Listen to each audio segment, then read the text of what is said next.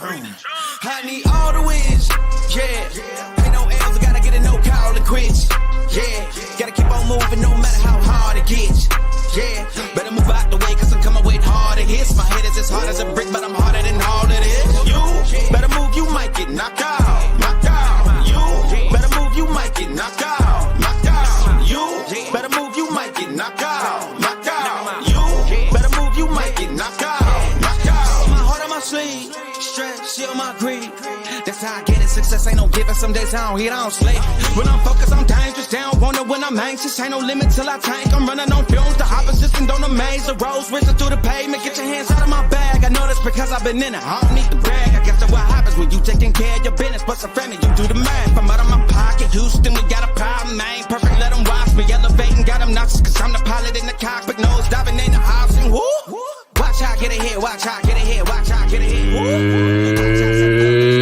It's time! Welcome to DFS by the Numbers with your host, Brady.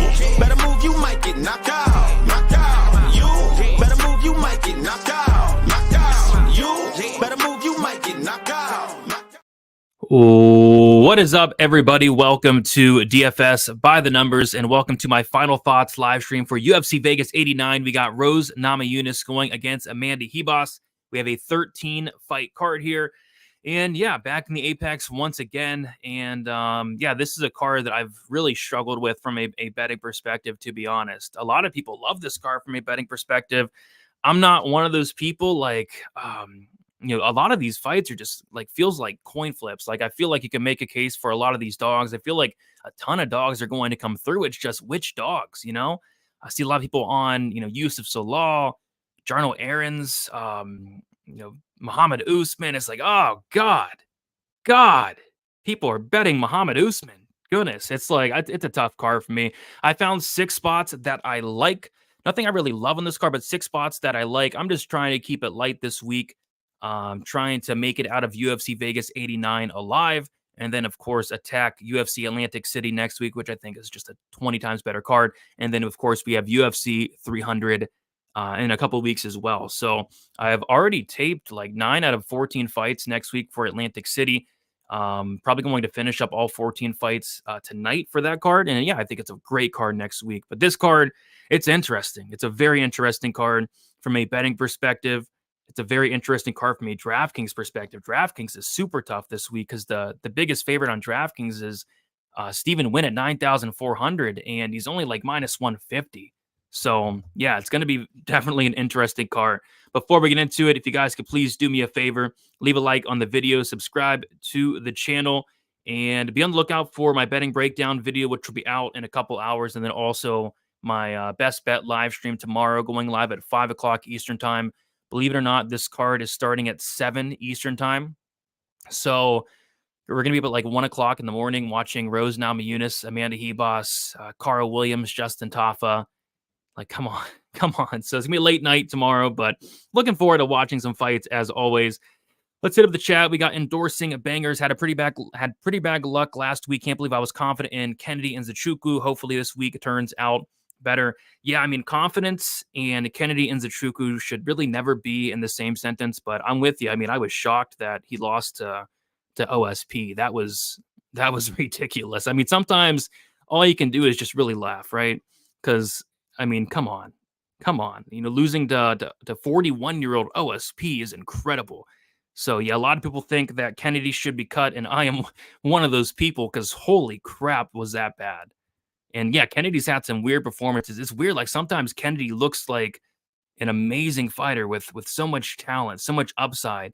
And then some fights, he looks like the worst fighter on the roster. It's like there's no in between with that guy. So I'm sure Kennedy busted a lot of parlays. Did not bust any of my parlays because I would never parlay Kennedy, but I did have Kennedy round 2, round 3, and I felt great about that going into the second round. I'm like, yes, OSP made it to the second round, and then Kennedy decided to just never fight. So that was crazy. Watching any Bellator today, I am not super busy today. This card's tricky. I think it's very tricky this week.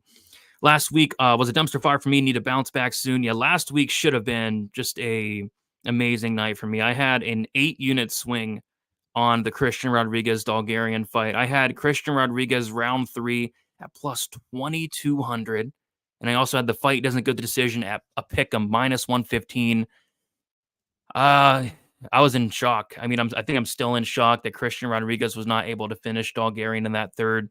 I was looking up at the clock, and Bulgarian looked done with like 4 minutes left in the third round, and Christian Rodriguez had him in every bad spot imaginable. Had him flattened out, had him mounted, had him in submission, and he somehow, some way, did not finish Isaac Bulgarian. So that would have been like an 8-unit win right there. But the fight doesn't go in the round 3. Just disgusting. So I think that was a great read. It was a great bet, but it lost. So that one stung, and it's going to sting probably for like the rest of the year. We got Sean in the building. What is up, Sean? Ben as well. Let's go, Brady. Only got a couple spots on this card, but looking forward to these fights. Yeah, I'm looking forward to these fights as well. We got Elder in the building. What is up? SKD in the building as well. Yeah, Tony saying, let's go, Brady. Hopefully everybody makes some money. Rose should be good to go as long as she leaves Pat at home. I'm pretty sure Pat's going to be in her corner. And yeah, I think Rose should get it done. And she's my most confident pick on the card, but that's not saying much because I'm really not confident in many fighters this week. Got Eric, the Red 23. What's up, Brady? I hope you're doing good, bro. Good luck this weekend. Good luck to you as well, Eric. Hopefully you enjoy the fights. I'm going to the Atlantic City card. Can't wait. Yeah, I thought about maybe going. I don't know. I might go. Might not. We'll see. We'll see what's going on. If I go, it's probably just going to be for the day. Is it just me, or was Carl Williams looking like a snack at weigh-ins? It was just you, Melon. It was absolutely just you. C-Rod's split decision came through for me last week. Yeah, I mean, I thought he probably clearly lost, but yeah, I mean, the guys that bet C-Rod, they got the win, but that was kind of a rough decision, I thought. Parlay all the dogs for $10. It's not really my style. I mean, that would be, you'd obviously get a crazy hit, though. Loving the safety parlay, Brady. Let's double up only. Let's do it. Let's do it. Did everyone make weight? Yes, everybody made weight. Everybody looked good. There really nothing to really mention at weigh-in. It's kind of a boring weigh-in day today. Let's see. Fight or fade. Let's go, Brady. I'm trying to make this my second week in a row for my 5 and 6 leg parlay. Still up 800 units. Holy crap. Since 2019, down 5.9 units this year. Tomorrow puts me back in the winning column. Let's get it. Bellator's on now. Did you like anybody on this card for Bellator? I did not look into Bellator. I've been looking into UFC Atlantic City for next week. All right, guys. I say we get into it. Let's start with the first fight of the card. And yeah, we got Mick Parkin going against Muhammad Usman. We got Mick Parkin as like a -1. I think he's -160 now. Money came in on him. No, yeah, he's -150. -150. Muhammad Usman is +130. And yeah, nothing really sticking out here. I think, close heavyweight fight. I lean Parkin. I think this fight primarily does play out on the feet. And when it does, you have Parkin, who I think is going to have the better striking. I think more volume, especially. I think the power advantage is in favor of Muhammad Usman, but he just doesn't throw much.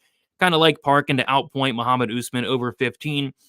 From a betting perspective, though, it's tough because, the fight goes to decisions -150, and you don't typically see that in a heavyweight fight. But at the same time, it's hard to imagine any of these guys finishing anybody at the heavyweight level. So, yeah, it's a Parkin by decision, but nothing sticking out from a betting perspective.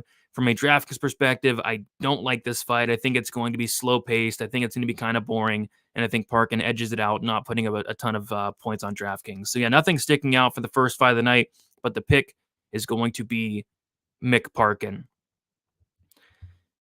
7 p.m. start time and a 1-800-gambler fight to kick it off. Yeah, I feel like this whole card's 1-800-gambler, but yeah, this one especially. I mean, I like Parkin, but I don't want to put money on him. I don't want to put money on either of these guys. I mean, this is rough. This is rough to start the night, I'd say. Definitely a tricky card. Yes, tricking me, man. I struggle with this one, but I hope I found some spots that I like. It's kind of close, but Parkin, I like his head movement and striking. He's got this. Yeah, as long as he can avoid like the big shot from Usman, as long as he can avoid, getting held against the cage and potentially getting taken down, I think he's going to do the better work on the feet. But I don't trust him that much. All right, moving on to the next fight. I feel like I'm breaking down a contender series fight on this one here, and it basically is. We got two guys coming off the contender series, both guys making their debut. We got Andre Lima going against Igor da Silva. And yeah, I feel like this is a fight where It's a clear dog or pass for me. We have Lima at minus 147 now. And then we have De Silva at plus 127. So some money actually has came in on Igor De Silva, which makes total sense. I mean, I think this is a dog or pass spot here. I feel like it's a coin flippy type of fight. I feel like you can say that for the majority of fights in this card. I feel like Lima's definitely the more technical striker, the guy that's going to play it a little bit more safer, a little bit smarter in there, whereas De Silva is going to kind of come forward, not a ton of striking defense, much more aggressive. And I think De Silva has some takedown upside as well. So, yes, De Silva or pass. I have not got to a De Silva bet. But, maybe, I mean, he's still plus 150 on DraftKings. Maybe he could be worth a spot here. So, we'll see. As far as a DraftKings perspective, it's got to be De Silva on DraftKings, 7,200. He has a 100% finish rate. He has wrestling upside here. I don't mind De Silva from a DraftKings perspective, but betting perspective, kind of one I want to stay away from. Both guys making their debut, but if I was to bet this, it would be on the De Silva side. Talbot is my last leg in my 5-piece thoughts. I like Talbot, but there are a lot of people that liked Simon. I actually did a short, aka like a reel, like a short video, and posted it. And somebody asked if I was on drugs because I was picking Talbot. And no, I'm not on drugs, but that one was new. That one was new. So yeah, a lot of people liking Simon, but I'm on Talbot myself. This is the only fight that I completely passed on. Yeah, nothing wrong with this. I mean, it feels like a contender series fight. I feel like we need to learn a lot more about both of these fighters here.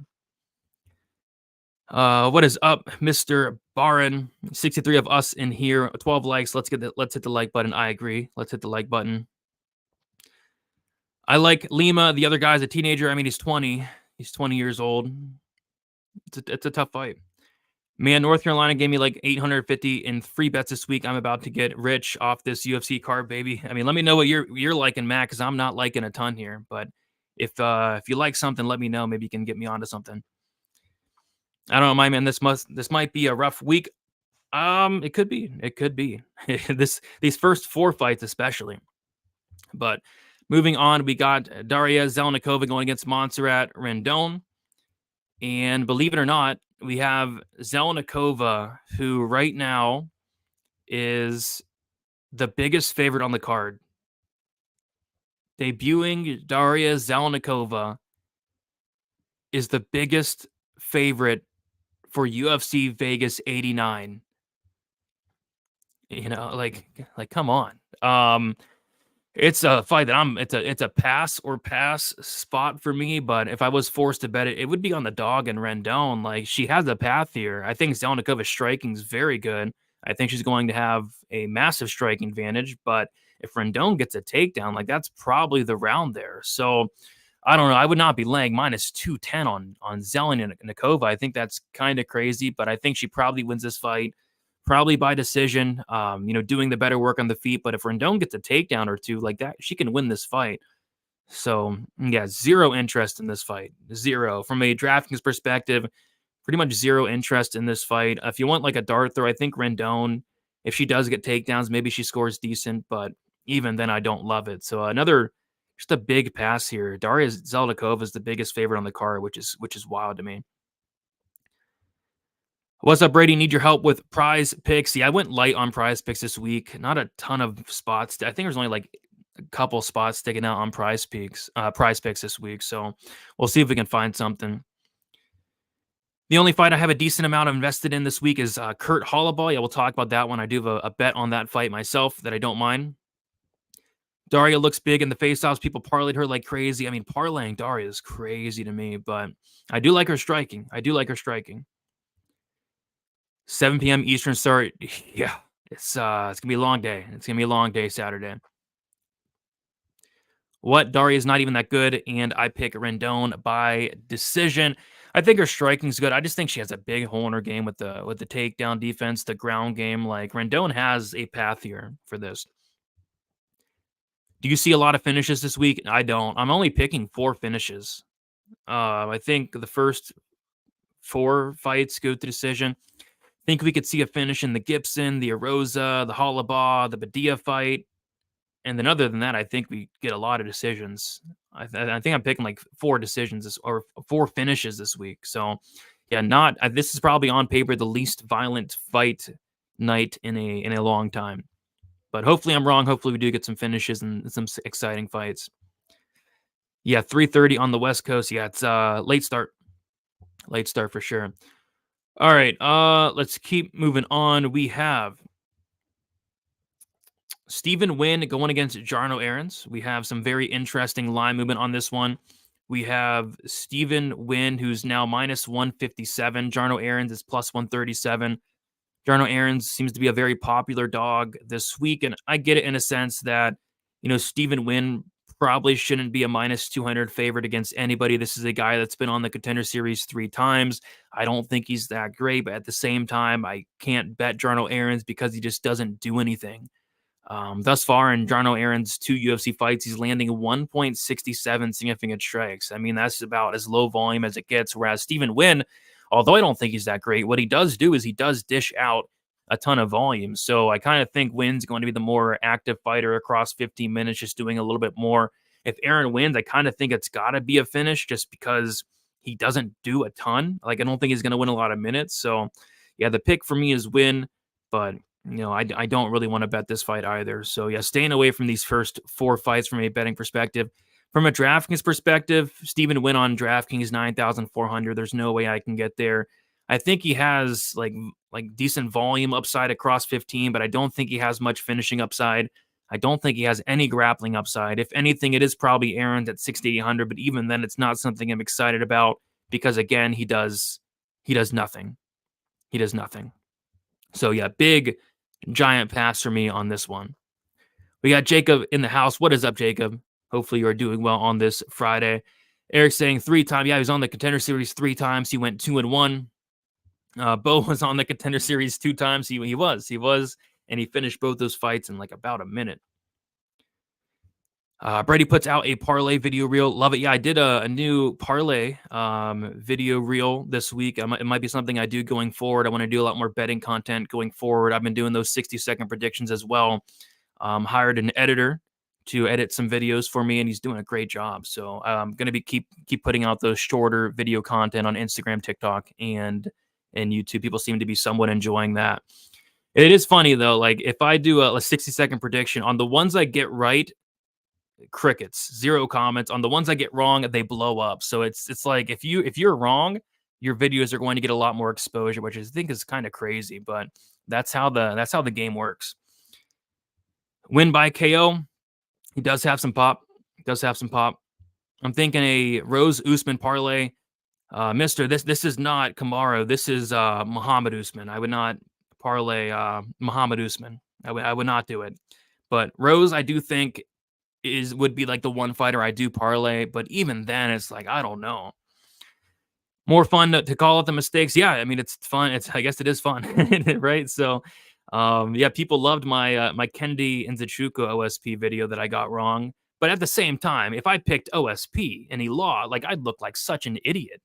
Like so, but yeah, people love to pick out the negatives. It's just the world we live in. Agreed. Bro, I love the shorts you do. Also great for the channel, but please lower the music volume. I can barely hear you. It sounds good on my end, but okay, I can look into that a little bit more.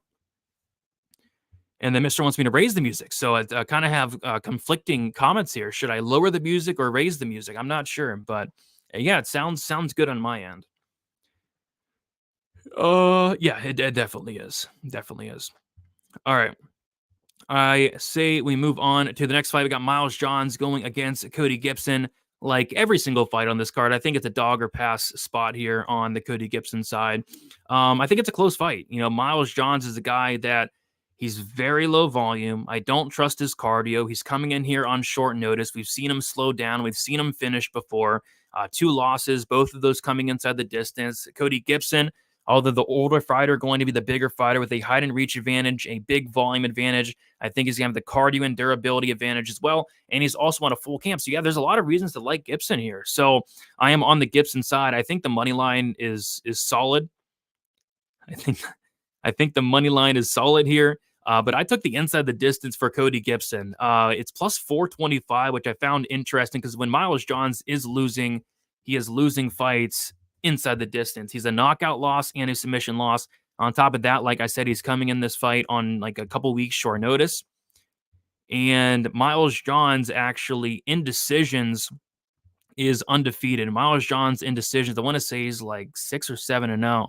7-0. Miles Johns is 7-0 in decisions. So I think that plus 425 inside the distance for Cody Gibson is kind of how I'm playing it for a half a unit. I looked at the round 2, round 3, but if Gibson does finish Johns in round 1, I didn't want to miss out on that. So I'm taking a small shot on Cody Gibson inside the distance, hoping he can maybe break Johns as the fight goes on, land something big, and finish him at some point in this fight. So yeah, Gibson for me. From a DraftKings perspective, I like Gibson as well, 8,000. Like the volume, the activity, potential finish upside as well.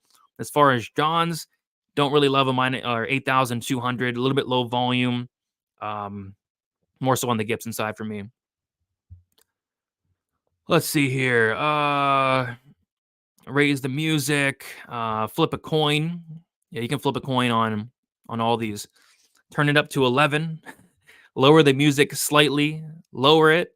Louder it. You can flip a coin, the whole card. I think you can, and you might do decent. The coin knows all. Agree. Agreed. I've went hatless plenty of times. I'm going to be going hatless soon. I'm getting a haircut in the very near future, and you will see me hatless, and definitely never had a man bun, that's for sure. Look at that takedown defense. Let's take a look at it. Who's takedown defense? Gibson's 64%. Yeah, but Johns doesn't really wrestle at all. Like, he's a wrestler, has a wrestling background, wrestled a lot outside the UFC, but inside the UFC, he just doesn't. And when he does, he's only completing takedowns at a 21% accuracy. So I guess Johns can wrestle, but if he does, he's only going to get tired quicker. So, I mean, I could take it off maybe next week. I do not have a man bun. Gibson's got this. I hope so. He's a very popular dog, and I'm hoping I'm on the right side of it. All right, let's keep moving on. We got Ricardo Ramos going against Julian Rosa. We have Ricardo Ramos as a decent-sized favorite here. He's currently minus 180. Julian Rosa plus 155. I think the obvious spot here is probably like the fight doesn't go to decision, some violence here. The only problem is, it's minus 215. It's minus 225 for a featherweight fight. That is overpaying quite a bit. But it's hard not to see violence here with both these guys having durability issues. Ramos finished in 75% of his losses. Julian Rosa being finished by knockout 7 times. So yeah, the fight doesn't go to decision. Could be like a parlay piece, but nothing I'm really loving this week. I don't really want to lay minus 215 on that fight. Doesn't go.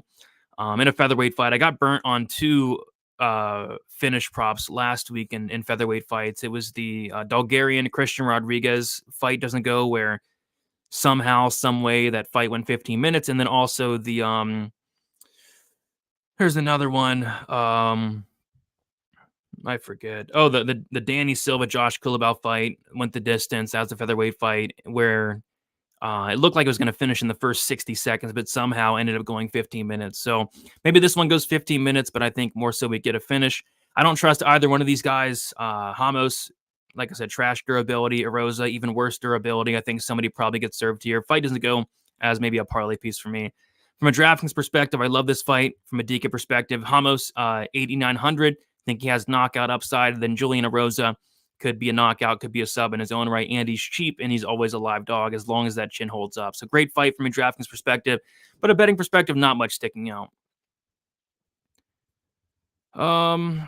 Let's see here. Yeah, I mean, the chin's been long gone. The chin's been long gone. Careful, Rosa does have durability. No, he doesn't. I mean, no. I mean, he's been knocked out 7 times at featherweight, which that is unheard of. 7, like he's been knocked out more than Malcolm Gordon, Shannon Ross, Jason Witt, Matt Schnell. He's been knocked out more than all those guys they just named, which is crazy. He's been knocked out so many times. Clash of styles can go either way, but I got Ramos by KO. I'm kind of leaning that way as well. I have zero faith in Ricardo Ramos. All right, moving on. We got Trey Ogden going against Kurt Hollabaugh. And yeah, there's a spot I like here. It's the finish only for Kurt Holloway. It's minus 140. I have 1.5 units on it.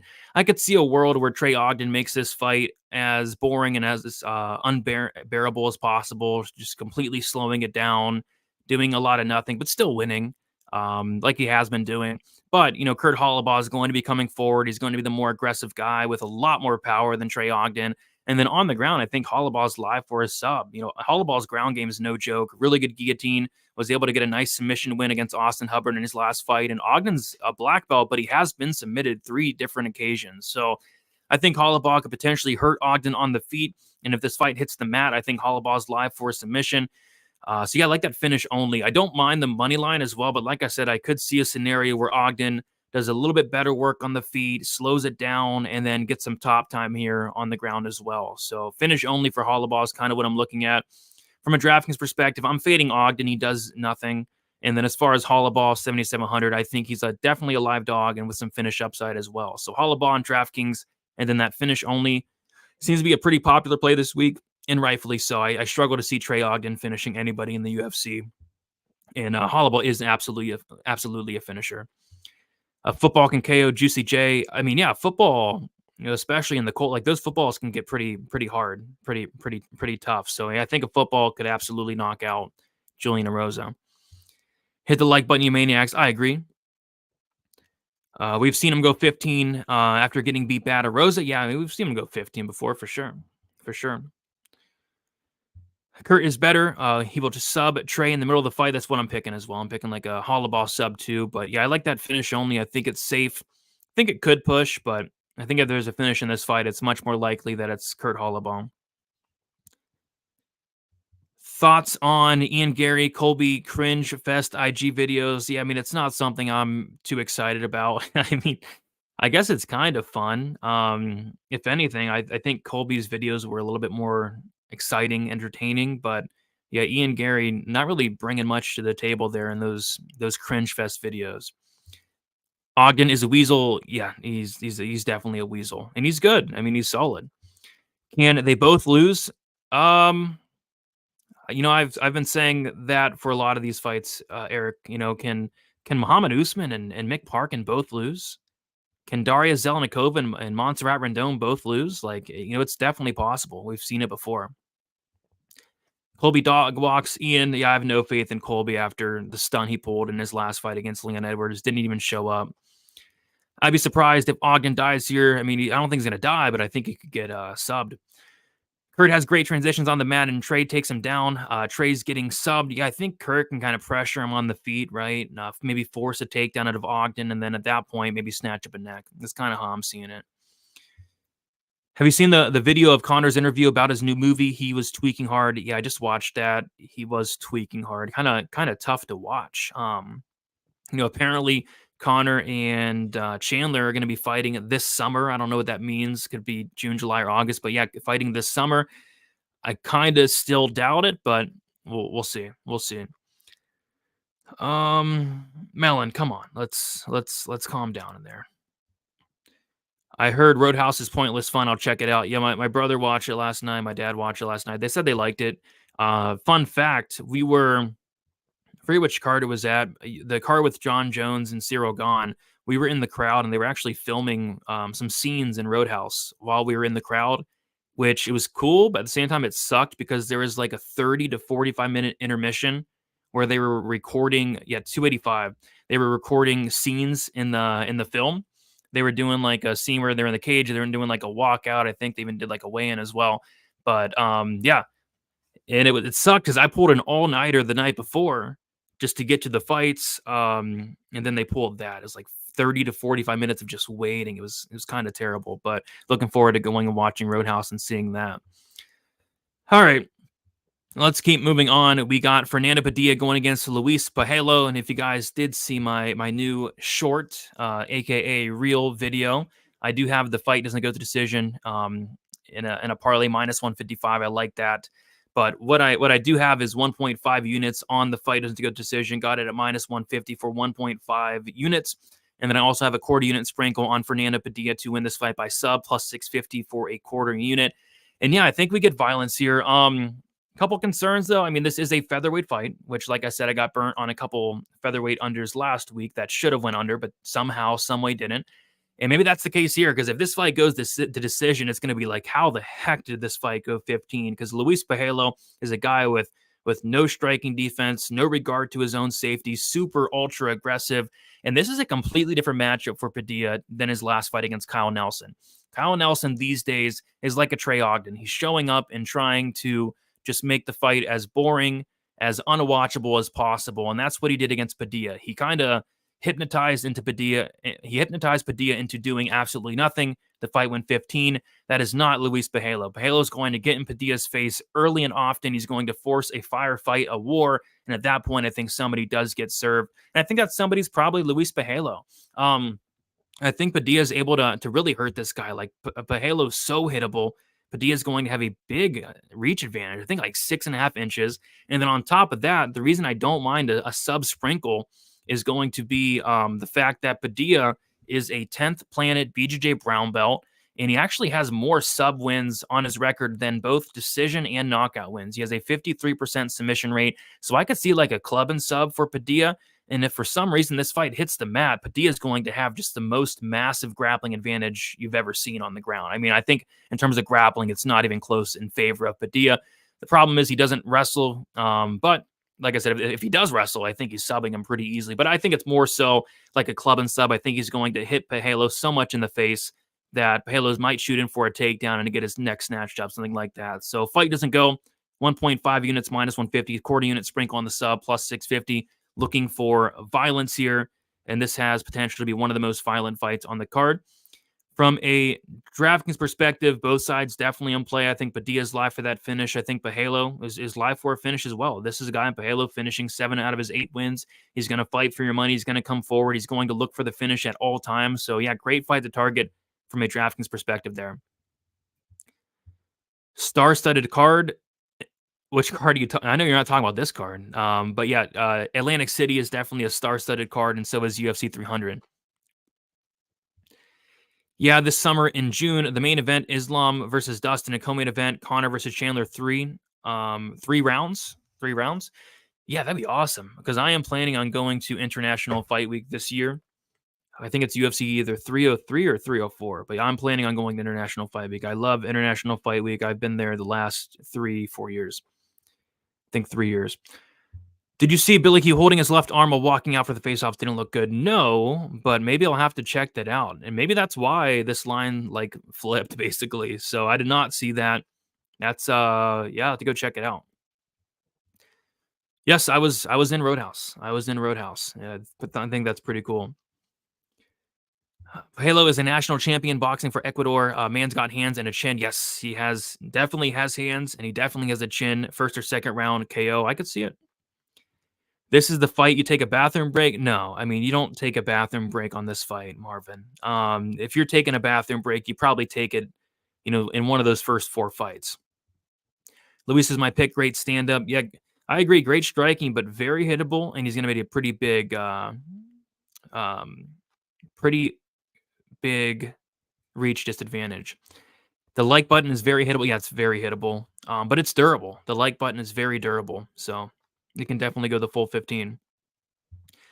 How can we trust Padilla? He laid an egg last time out. So what I'm doing going forward, AW, is any Kyle Nelson fight, I'm just throwing it out the window. Like, Kyle Nelson fights don't matter to me anymore, because what Kyle Nelson's doing is he's making fights terrible. I mean, he's doing everything in his power to not do anything, to not push a pace, to hypnotize his opponents into doing nothing. The last 4 Kyle Nelson fights have sucked, and I'm shocked that the UFC is letting him fight in front of a crowd next week at Atlantic City. So I'm throwing out Kyle Nelson fights. They don't matter to me. He is a complete one-off. Kyle Nelson is ruining fights. He's ruining fights. Sorry, Kyle Nelson, but your fights have been unbearable lately. Fernando Padilla is my pick. Sorry for the wrong name. Hey, it happens. Simon looked bigger than Talbot at the weigh-ins. Zalao should win. I don't know. A lot of people are on Zalao. Yeah, a lot of people are on Zalao. Billy was messing around, not hurt. People got it wrong. Yeah, I didn't even see that. Favola did a day in the life video at the UFC PI this week, and Billy Q was at the trainer PT getting work done. Eric head kick the like button. There you go. Spinning kick the like button. I like it.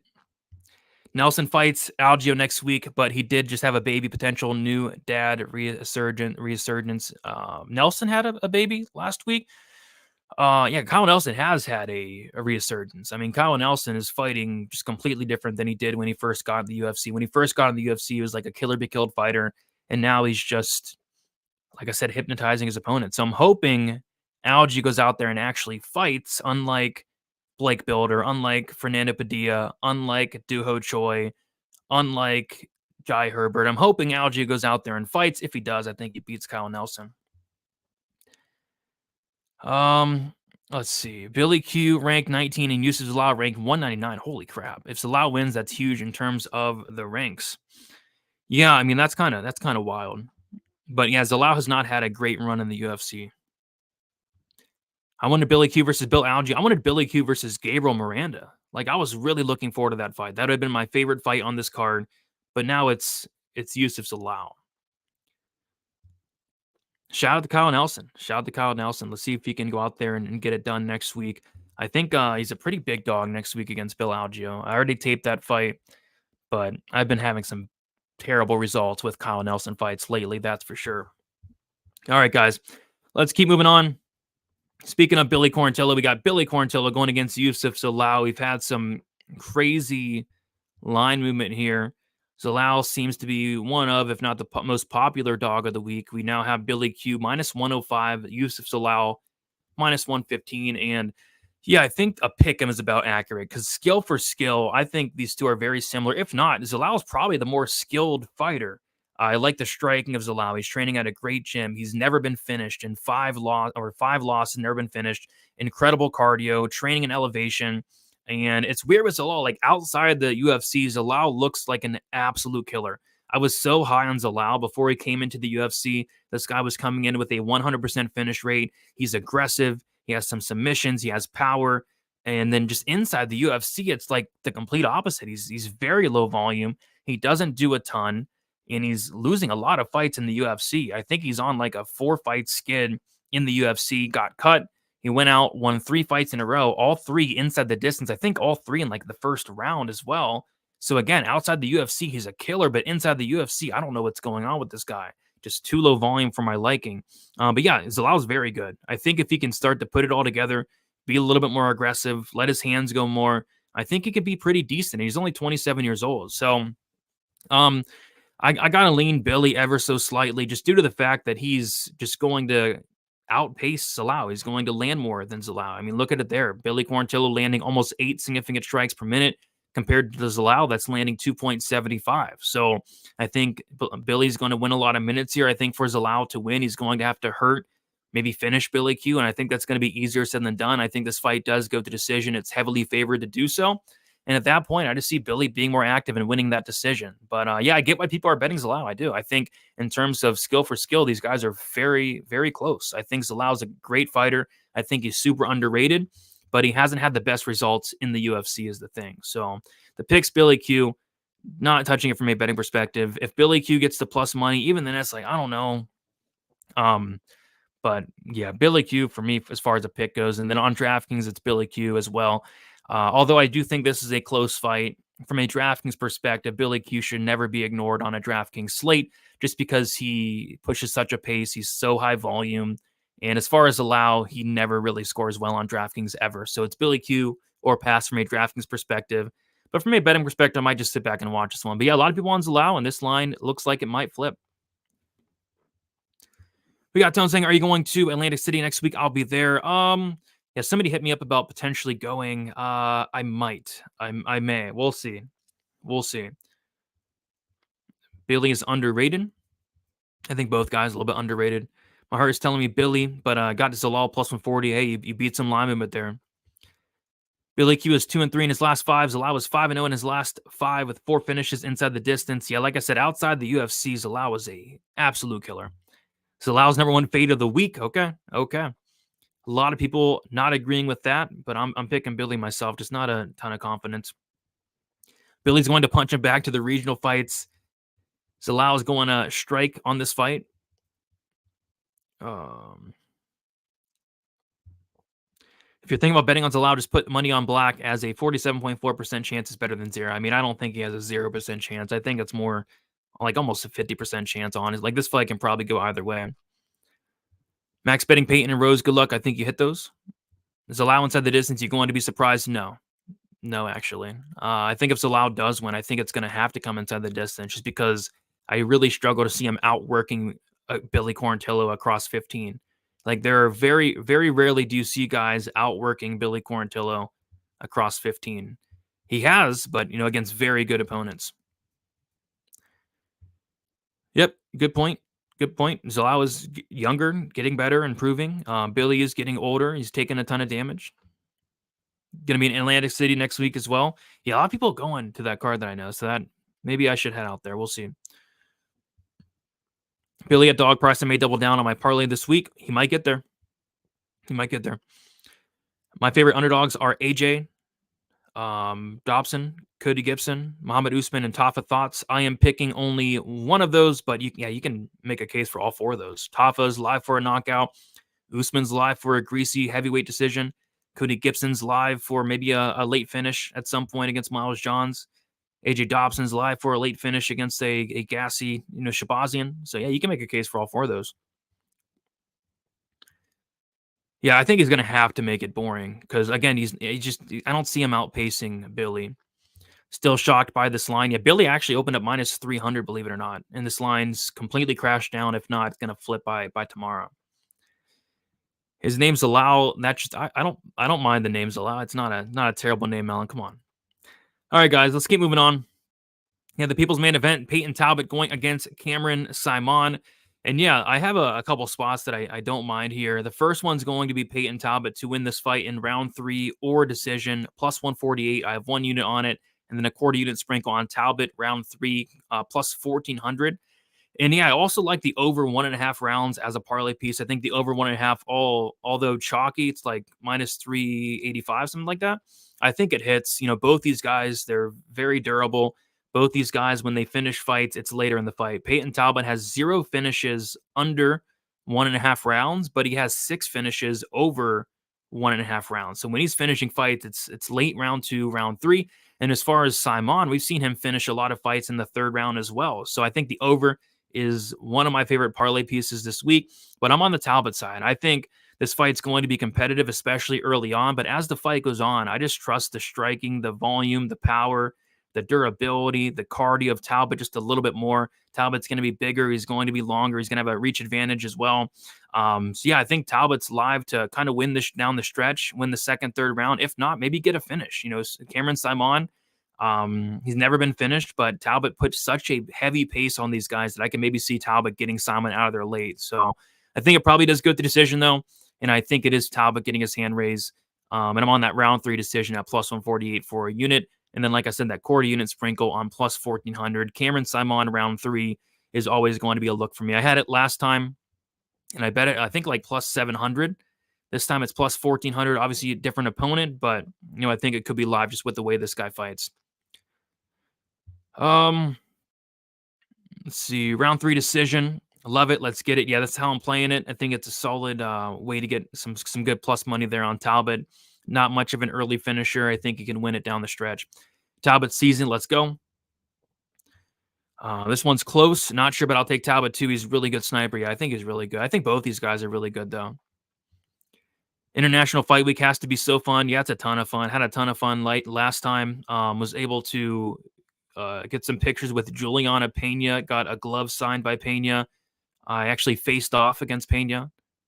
And I was able to get an autograph from Stipe. I got a glove sign from Stipe Miocic as well, which was freaking sweet. So yeah, I had a ton of fun at International Fight Week last time.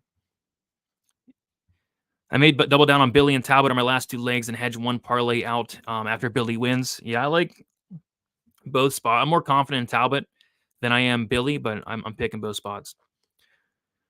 Come on, Melon. I mean, I can't pull up some of these comments, man. I mean, these are some terrible comments, Melon. Let's let's calm down just a tad. I mean, if I pull up some of these comments, I might get kicked off YouTube. So let's cool it. Let's cool it. Let's see. See if I missed anything here. I think that was about the Billy fight. Still shocked by the line. All right, guys. Simon 30-27. Wow. I mean, yeah, I mean, it could happen. It could happen, but I don't know. I think at the very least, like, I think it's gonna be a close fight. I don't think anybody's gonna 30-27 anybody here, to be honest.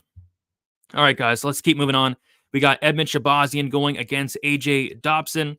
We got Shabazian, who is like one of the biggest favorites on the card. He's minus 200. So yeah, we got Rose minus 200, Shabazian minus 200, and Zelnikova minus 210, the biggest favorite. So these are the three biggest favorites: Rose, Shabazian, and Zelnikova. I guess Rose would be like the one I feel the best about, but I don't feel great about Shabaz. Like, how could you feel great about Shabazian minus 200? He should go out there and win this fight. I think it's a step down competition from who he's been fighting, but we've just seen this guy crumble. We've seen him fade. We've seen him get broken so many times that, you know, I'm not even thinking about laying minus 200 on this guy. So, yeah, I mean, I got to pick Shabazz, and I think he's so much better than Dobson. But, hey, Dobson could go out there, grind, extend this fight, maybe get this fight down to the mat. And if he does, like I said, we've seen Shabazian broken time and time again. But I'm taking Shabazian here with little to no confidence. I think it's probably a decision as well. Dobson's very tough, never been finished. But at the same time, Shabazian is a finisher and has like 10 first-round knockouts. But I'm not touching this one. From a Draftkings perspective, I don't mind Shabazian. Like, if Shabazian wins, maybe he's able to finish Dobson early. And then if Dobson wins, maybe he's able to finish Shabazian late. But yeah, kind of a tricky fight here, but I got to go with Shabazian as far as a pick goes. Let's see. I like Edmund, honestly, no bets, but I lean Ed. He is better. Yeah, I just think he's the better fighter. I always get Shabazian and Corey Sandhagen mixed. Yeah, Shabazian and Corey Sandhagen are pretty different. They kind of look alike, though, right? I started at 4 o'clock Eastern time, and yeah, appreciate you, LJ, for stopping by. Put a unit on Tafa plus 200. Carl seems to have poor finishing ability. He has the worst finishing ability. He has the second worst finishing ability on the entire card as a heavyweight. The worst is Montserrat Rendone with a massive 0% finish rate. Sorry, but not agree. I can't pick Edmund with his bad cardio. AJ's got great cardio and his skills are better. I think skill for skill, Edmund's so much more skilled than AJ. But I do agree with you that Edmund has bad cardio. We can both agree on that. I just don't see Dobson winning this. Sorry. That is his last fight. Just so underwhelming. Dobson's been underwhelming in every single fight. It's like outside the UFC, it looked like he had some promise. He looked a lot more aggressive, but inside the UFC, just doesn't really show up, it looks like. It's weird. All right. Yeah, he scares me as well. Like, I would never think about laying chalk on Edmund going forward. After the Talbot, the card just gets worse. So no bets after Talbot, just watching and maybe live bet if I cash a win. Yeah, I don't have many bets after that Talbot fight. All right, let's keep moving on to the co-main event. We got Carl Williams going against Justin Tafa. Yeah, we have Carl Williams minus 182, Tafa plus 155. Like, I see this fight playing out one of two ways. Like, it could be Carl Williams by decision if he's able to get the takedowns going, control time. I have a feeling that if Carl Williams does take down Justin Tafa, like, that's probably the round. Like, I feel like Tafa probably doesn't have a get-up game. Just an assumption, just a guess. Like, we haven't seen it, but that's just kind of what I'm thinking.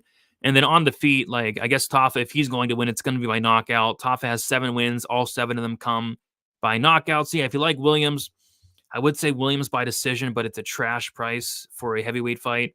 And then if you like Tafa, it's Tafa by knockout, which is around like plus 200, plus 240 at the best price. But I'm not touching this one. Could go either way. The value is probably on Tafa, but I don't know. I don't want to get involved in this fight, to be honest. From a DraftKings perspective, though, I do have some interest. Carl Williams, 9,300. If he wins, the path is there for wrestling, takedowns, control. could put up a good score at 9,300, although expensive, could put up a solid score. And then as far as Justin Tafa, 6,900, if he wins, he's going to score very well with a knockout win, more than likely. So DraftKings, I like it. Betting, not so much. Feel like this fight can go either way. Tafa by uppercut in round 1. Yep, that's probably his path. Yeah, Tafa actually weighed in at 265.5 today, which he actually missed heavyweight before in that Hunsucker fight. Are there any confident picks? No, there's 0 confident picks this week. I think you can make a case for every. I guess my most confident pick will be coming up against Rose. That's a confident pick, but even then, it's like, how can you be confident in Rose Namajunas? Dobson round 3 decision. I'm okay with an Usman dog pick. Not me, but could be greasy. I don't know about Tafa's wrestling, but surprisingly, some of his jiu-jitsu scrambles are actually quite good. Yeah, I think he's a BJJ blue belt. Justin Tafa. Yeah, I think he's a blue belt. Oh, let's see here. Carl by wrestling. That's kind of where I'm leaning as well. But I could also see his head getting, knocked off as well. So yeah, nothing on this co-main event. And then last but not least, we have the main event, Rose Namajunas, Amanda Heos. If you guys have not already, hit the like button, subscribe to the channel. Betting breakdown video will come out around 7 Eastern. And then also the best bet video tomorrow will be out, or will be live at 5 o'clock Eastern time, I believe. Let me double check the fight time. Let's see if they moved it or not. They're going live, or they're starting at 7, which is ridiculous. That's ridiculous. But yeah, starting at 7, so we will go live at 5. Usman by decision seems juicy. I think that's how he wins. Not confident in Rose Namajunas. Amanda Heos can make this fight a greasy mess. Yeah, she could. But yeah, we got Rose is the second biggest favorite on the card currently, minus 200. She did get up to like minus 300 almost, and I was like, what's going on? Is Amanda Heos coming in here, blindfolded? Why is Rose minus 300? But minus 200 makes a lot more sense. And yeah, I do lean Rose. I think she's the better fighter. She's fought the much better competition, and it's not even close. She has much, much better wins against Zhang Wei Li, Ioane and Jacek, Jessica Andrade, whereas Amanda Heos, her best wins probably Mackenzie Dern coming off of that massive layoff in pregnancy. So even then, it's like, I don't know how much to take into that, or maybe Viviane Ariuja, which is not that good of a win also. So yeah, I mean, I think this should be Rose. I think she's going to get the better of the striking exchanges. I think she's better pretty much everywhere outside of jiu-jitsu. But yeah, maybe Amanda Heos is able to get the fight down to the mat, win some minutes. Maybe the striking could be close in a sense that Heos is just a little bit higher volume, but I think Rose is just a much, much better striker. So yeah, I like Rose. I guess the big question is, does Rose knock her out or win by decision? I think it could go either way, but the knockout prop is just trash. I mean, Rose by knockout is like plus 110. I would need a much, much, much, much better price tag than plus 110 for a Rose Namajunas knockout, because she's not really knocking out many people. I know she head kicked, Zhang Wei Li. She knocked out Ioane and Jacek as well, but that's it. Like, she has 2 knockout wins in the last 10 years. So for her knockout prop to be plus 110 is disgusting. But yeah, it could happen. But plus 110, no thank you. So yeah, it's Rose. I don't hate Rose as a parlay piece. I don't hate it. But at the same time, it's tough. So yeah, give me Rose here. From a DraftKings perspective, I don't mind Rose, especially in cash games. Like, she's probably the fighter I feel great about. And then also in tournaments, she has 5 rounds to work with. I don't mind Rose from a DraftKings perspective. But from a betting perspective, not a ton sticking out. Let's see here. Amanda Heos plus 185. You can't ignore that due to the fact that Rose is 0-3. What do you mean 0-3? I mean, she's 0 in her last 3 fights. She's 0-2 in her last 2 fights. The odds spread is the odds open neck to neck. Did it? Let's see. Rose, at least on Bet Online, Rose opened up Minus one. I don't know. It says minus 110 and minus 300. It's like, which one? So many fades next week, trying to get in before all the favorites get steamed. Julio Arce is already minus 600. Yeah, I probably should be minus 1,000 against. I was shocked to see Herbert Burns is coming back. Mister's liking Rose. Rose is so much better on the feet. Don't think Amanda is going to wrestle too much, so it's Rose. I'm thinking Rose as well. I have a crush on both women. This is hard for me. I'm getting a Mystic Mac prediction that Rose finishes her in the third 3, 4, 5 KO sprinkle for me. Oh boy. Let's see. Yeah, Rose did get subbed by Robertson. Yes, she did.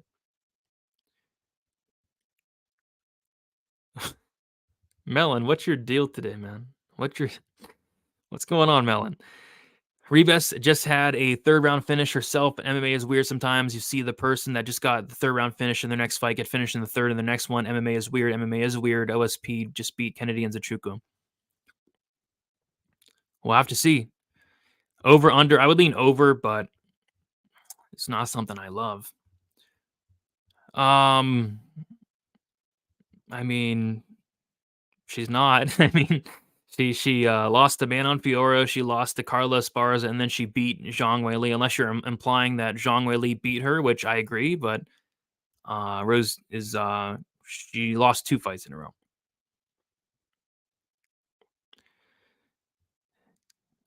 Yeah, he must be off the Henny. It happens. Rose by staring into the distance. Yeah, that's true. As far as it does count as 2 losses, I think we all lost watching that fight. That was terrible. Yep, and that's always the question with Rose. You know, the mentality. She's not going to have Trevor Whitman in her corner. It looks like she's going to have Pat Barry in her corner. Bold strategy there. All right, guys. So that is about it. Just quick recap, and I'll also do a betting breakdown. Passing on a lot of fights for obvious reasons. Nothing on the Rose fight outside of a DGen parlay. Definitely not touching the Williams-Taffa fight. Definitely not touching Shabaz and Dobson. I like Talbot round 3 decision, round 3 sprinkle as well. Probably going to stay away from the Billy Q fight, but Billy Q at plus money would at least tempt me, I suppose. Padilla fight ends inside the distance, and then the Padilla sub sprinkle.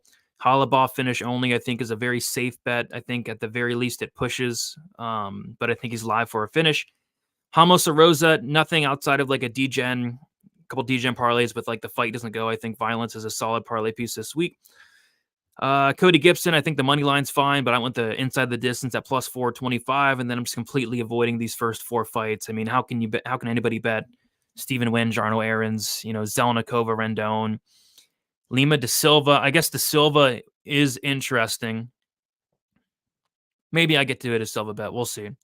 But da Silva and what it looks like a coin flip newcomer fight. I think da Silva's not a bad underdog bet. And then Mick, Parkin, Usman, no way. Not touching that one. All right, let's see here. Rose lost to Manon Fiorot by decision. Jillian Robertson first round sub and split to Carla Esparza, so that's 0-3. Y'all smoking crack. I mean, that wasn't like an MMA fight though, the Robertson fight. So and I can assure you I'm not smoking crack. That's the second time this week that somebody's implied that I'm on drugs, and I can assure you that I'm definitely not on any drugs whatsoever. Marvin, come on. I'm picking only 4 finishes. Like, I think this card's not violent at all, but we're in the apex, and maybe that could be wrong. It's no joke. The Silva fight is a real coin flip. Yeah, I think so too. Can you react to Conor McGregor's first scene in Roadhouse on stream? I'll have to watch it. I still got to watch it. And Melon is indeed on drugs. I know that for a fact. Yeah, maybe you're the one on crack, Marvin. I mean, maybe you're the one on crack. So it's all right. We all make mistakes. We all make mistakes. Just like Kennedy and Zachuka made a mistake last Saturday, losing to 41-year-old OSP. So there we go, guys. Best of luck for UFC Vegas 89. Sketchy card, at least in my opinion. So have fun. Enjoy the fights. Be on the lookout for the betting breakdown video, which will be out at 7 Eastern time coming up. And then also be on the lookout for best bet which is going to be coming up tomorrow at 5 o'clock Eastern time. And yeah, enjoy, guys. We'll talk to you soon. Best of luck for UFC Vegas 89. Rose Namajunas going against Amanda Heos. We'll talk to you guys later. See you.